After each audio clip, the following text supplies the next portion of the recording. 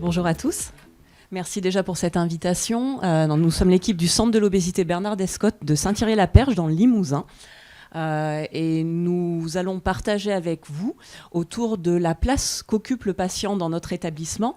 Et nous reviendrons un peu plus particulièrement sur la relation qui peut exister entre le patient et le soignant, notamment dans le cadre de l'utilisation d'un outil du management, du lean management.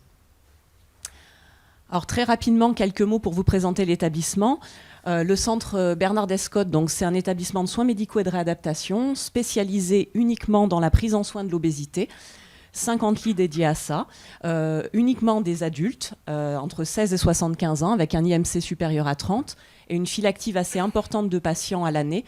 On reçoit à peu près 800 patients à l'année, à la fois sur de la modalité d'hospitalisation complète et à la fois sur de la modalité hospitalisation de jour. Nous avons une prise en soin qui est basée sur une approche psychocorporelle et des équipes qui se sont fixées un cap, un objectif, une promesse patient qui va être de les guider vers une évolution de leur comportement en améliorant leur qualité de vie. Alors c'est vrai que depuis l'ouverture de la structure en 2012, on a toujours eu à cœur d'intégrer, d'impliquer le patient dans les réflexions pour améliorer un petit peu les pratiques. Mais c'est vrai que désormais, on essaie d'aller un petit peu plus loin avec l'idée vraiment de passer du fait de faire pour le patient à faire avec le patient. Eh bien, il manque une slide. Eh bien, c'est pas gênant, je vais la faire de mémoire. Je voulais également vous dire que cette implication du patient, on la retrouve à différents niveaux. On la retrouve déjà au niveau de l'éducation thérapeutique. Nous avons une prise en soin qui est basée sur l'éducation thérapeutique, donc une prise en soin qui part vraiment des besoins des patients, où il y a de la co-construction et où régulièrement on est amené à questionner les patients, à mener des audits pour faire évoluer nos programmes. Donc premier niveau d'implication des patients. On retrouve également l'implication de nos patients dans les projets de recherche en soins qui sont menés depuis 2013 sur la structure et qui sont soutenus par la Fondation de l'Avenir. Donc des projets de recherche en soins qui ont porté sur différentes thématiques, notamment sur le fait d'améliorer nos modalités de suivi et puis également d'évaluer l'impact de notre prise en soin en éducation thérapeutique sur la qualité de vie à 6 mois de nos patients. Et depuis peu, un projet de recherche qui est porté par notre étudiant doctorant Rémi, qui porte sur la mise en place de la téléréadaptation comme modalité de suivi, mais je laisserai vous présenter tout ça par la suite. Et enfin, dernier niveau d'implication des patients qu'on retrouve dans la démarche de Lean Management. Donc cette démarche de Lean Management, elle a été initiée dans la structure en 2020, initialement pour les professionnels de santé, avec un objectif toujours d'amélioration continue des pratiques, en partant sur un modèle de résolution d'irritants et de problématiques du quotidien. Et depuis peu, on se sert d'un des outils du Lean Management, un tableau de participatif qui est à destination, là, ce coup-ci, des patients. Donc, je laisse la parole à Clément. Merci. Bonjour à toutes et tous. Donc, comme l'a dit Jessica, on a déployé le Lean Management dans la structure, ça fait maintenant 5 ans. Et sur cette année 2025, on a eu un projet qui est de développer justement le Lean Management avec les patients. Donc, on l'a présenté ce projet au mois de novembre à Poitiers dans le cadre d'un congrès européen sur le Lean Management. Alors, ce que vous voyez en photo, simplement, c'est un outil qu'on utilise dans l'établissement, donc un outil visuel qui est le tableau. Ce que vous voyez a été co-construit avec donc, des patients. Donc on accueille des patients en hospitalisation de 3 semaines. Donc il a été construit avec ces patients, avec les représentants des usagers, et également avec un patient partenaire donc, qui a réalisé un séjour de 3 semaines dans notre structure et qui nous a accompagnés dans cette démarche. L'objectif de ce tableau, c'est de pouvoir recueillir en fait le ressenti, le besoin des patients, que ce soit les petits pépins, donc on a appelé petits pépins. Donc les patients ont souhaité indiquer les petits pépins, c'est un petit peu les irritants qu'ils vont pouvoir rencontrer durant leur séjour de 3 semaines dans la structure. L'objectif de ce tableau, donc, c'est de pouvoir recueillir ces petits pépins, mais également, comme vous pouvez voir en bas à droite, la boîte à idées, c'est-à-dire quel projet, comment nous on peut améliorer notre prise en charge et ce dont ils ont besoin. Qui de mieux que le patient pour nous dire et nous améliorer dans notre prise en charge pour essayer de répondre le plus possible à leurs besoins.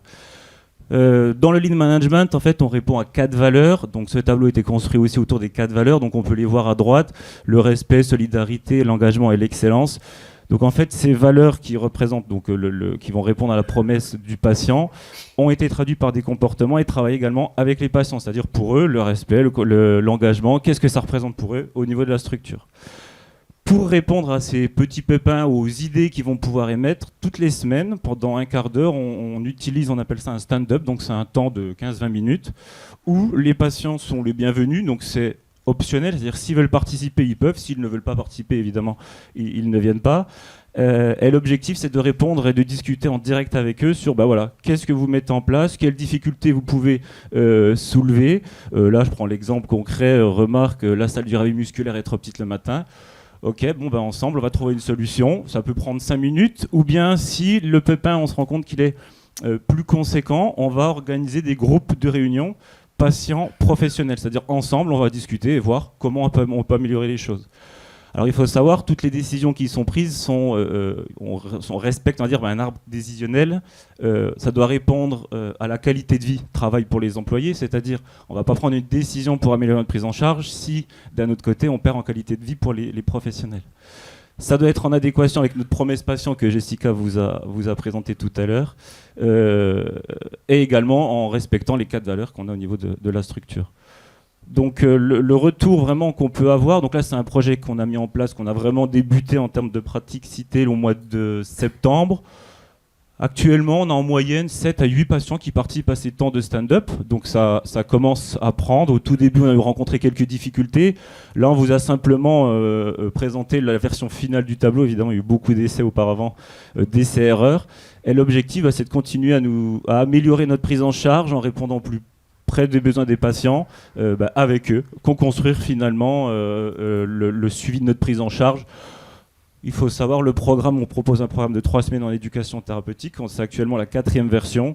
Chaque version, on va l'enrichir de nouveaux ateliers, de nouvelles thématiques. On va réorganiser notre planning. Donc ça a un impact évidemment aussi au niveau des professionnels sur comment les patients peuvent percevoir le séjour de 3 semaines pendant 21 jours dans notre structure. Donc là, on a mis en place de nouveaux ateliers, des temps de pause entre chaque atelier. Depuis maintenant 2-3 mois de retour sur l'utilisation de ce tableau. Ça fonctionne bien, et puis l'objectif, c'est de continuer dans ce sens-là. Ce tableau donc, permet également de recueillir les besoins des patients, et c'est pour cette raison également donc on a Rémi avec nous qui a pu développer son projet de thèse.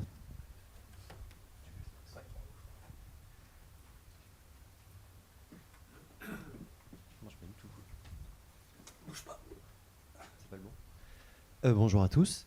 Donc du coup, on est parti d'un constat qui était que souvent les patients, quand ils étaient au centre, ça se passait relativement bien sur un ensemble de paramètres cliniques. Et à un moment, il y a le retour au domicile qui se fait. Et c'est là où en fait, il y a eu une demande du patient qui était sur le suivi, où en fait, il revenait sur des hospitalisations de journée ou d'autres hospitalisations de complète. Et entre-temps, en fait, on les perdait un petit peu de vue. Et quand on les revoyait, on se rendait compte qu'il y avait quand même beaucoup de difficultés à maintenir certains comportements de santé, notamment sur la pratique d'activité physique et tout ce qui était gestion de l'alimentation. À partir de ça, du coup, on a essayé de développer un projet d'amélioration du suivi qui s'est construit donc de ma première année de master et jusqu'à aujourd'hui ma thèse CIFRE que je fais aussi en partie avec l'aide de la Fondation de l'Avenir, où en fait on a essayé de mettre en place différentes modalités de suivi, d'évaluer leur efficacité sur des paramètres cliniques, mais aussi tout ce qui était paramètres de faisabilité de cette intervention. Pour ça, on a épluché un petit peu la littérature et on a aussi regardé ce qui était fait par rapport aux demandes du patient, et on a mis en place 3 bras d'intervention, à savoir un premier qui était un groupe supervisé par un professionnel de santé et en groupe, où en fait le patient va pouvoir maintenir une alliance thérapeutique avec le professionnel de santé et aussi une dynamique de groupe qu'il avait pu établir avec les personnes avec qui ils étaient en centre. Une seconde qui est plus en autonomie non supervisée ou indirectement supervisée, où le patient va faire des séances d'activité physique adaptées et ensuite avoir un temps d'échange avec un professionnel pour voir comment ça se passe, qui permet plus de flexibilité en fonction des charges horaires des patients lorsqu'ils retournent à domicile. Et en troisième, une modalité un peu plus contrôle où le patient dispose néanmoins de messages d'incitation à la pratique d'activité physique adaptée. Pour ce faire, en fait, on travaille avec aujourd'hui tout ce qui est nouvelles technologies. Et du coup, on a une application de télésanté avec laquelle on travaille, qui s'appelle Maëla Patient. Et en fait, on a découpé notre étude en plusieurs temps de mesure. Le premier, c'est en fait tout ce qui est partie d'hospitalisation. Ensuite, on applique notre phase d'intervention avec nos 3 bras de conditions. Et ensuite, on a 2 temps de mesure. Donc, avant Clément.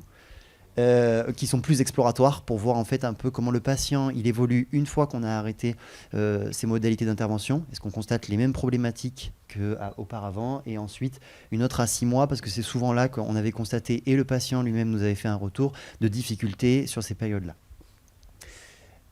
Dans cette idée de faire avec le patient, aujourd'hui dans les continuums de preuves croissantes en recherche clinique, on essaye de travailler aussi de plus en plus avec le patient et plutôt juste qu'il subisse la recherche. Et c'est pour ça que en février 2026, on va essayer de faire ce qu'on appelle des focus group, qui sont en fait des temps d'échange entre un professionnel de santé qui supervise en fonction des conditions d'intervention dans lesquelles les patients ont été alloués, des temps de discussion pour faire ce qu'on appelle un retour d'expérience avec des scores d'utilisateurs, etc., pour en fait établir une balance bénéfice-risque. Le but, c'est d'avoir à terme en fait des données quantitatives qui disent oui, telle ou telle modalité de suivi est plus ou moins pertinente, mais aussi des données qualitatives de retour de patients qui nous disent ça on aime bien, ça on n'aime pas, etc. L'idée en fait à terme, c'est de pouvoir proposer un suivi et que le centre puisse l'appliquer, qui disent c'est à la fois efficace et ça plaît aux patients, parce que si on leur met en place quelque chose, on leur dit c'est efficace, mais que le patient de lui-même dit je trouve ça totalement impertinent pour moi, on sait au niveau de la pertinence globale, c'est pas terrible pour nous. Donc voilà. Merci de votre écoute.